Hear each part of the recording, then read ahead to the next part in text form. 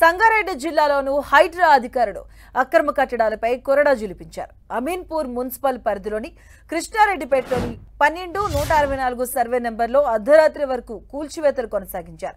కృష్ణారెడ్డిపేటలో 3 నిర్మాణాలను కూల్చివేసిన అధికారులు ఎకరం భూమిని స్వాధీనం చేసుకున్నారు. పటేల్గూడలోనూ 25 అక్రమ నిర్మాణాలు కూల్చివేశారు. 3 ఎకరాల భూమిని స్వాధీనం చేసుకున్నారు. రెవెన్యూ, మున్సిపల్ శాఖ అధికారుల ఆధ్వర్యంలో అక్రమ నిర్మాణాలను నేలమట్టం చేశారు.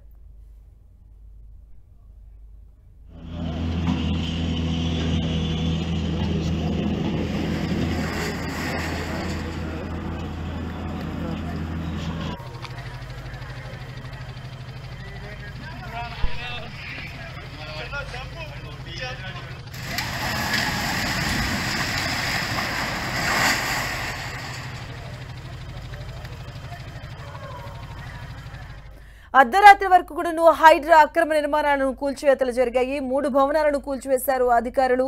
కృష్ణారెడ్డిపేట సర్వే నెంబర్ 12-164లో పలు భవనాలను నిలబట్టం చేశారు. దీనికి సంబంధించిన పూర్తి అప్డేట్స్ మా కరెస్పాండెంట్ పివిరావు అందిస్తారు. పివిరావు,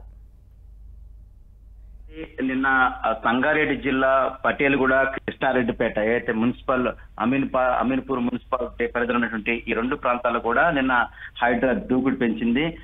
సర్వే నెంబర్ 12లో ప్రభుత్వ భూములు నిర్మించినటువంటి 28 విలాలపై దృష్టి నిలిపి కొన్ని కూల్చివేయడం జరిగింది. ఇక కృష్ణారెడ్డిపేటలో 164 సర్వే నెంబర్లో 3 బహుళంతస్తుల బిల్డింగ్ ను టార్గెట్ చేసుకున్నారు హైడ్రా అధికారులు.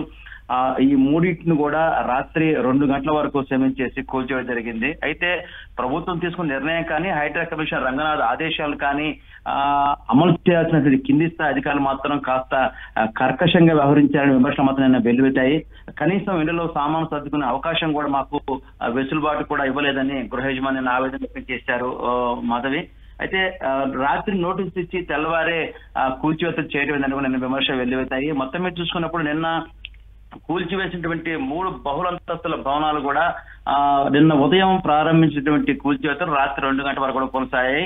నిన్న కూల్చివేసినటువంటి పిల్లల ఆసుపత్రితో పాటు పక్కనే ఆంధ్రప్రదేశ్ పొదలకూరి కళ్యాణ్, అంటే కావుల నుంచి గత ఎన్నికల్లో కాంగ్రెస్ పార్టీ నుంచి పోటీ చేసినటువంటి రవికుమార్ కళ్యాణ్ భవనాన్ని కూడా నిన్న నేలమట్టం చేశారు అధికారులు. ఈ రోజు కూడా ఈ కూల్చివేతలు ఉండే అవకాశం ఉందని కూడా మనకు సమాచారం ఉంటుంది మాధవి.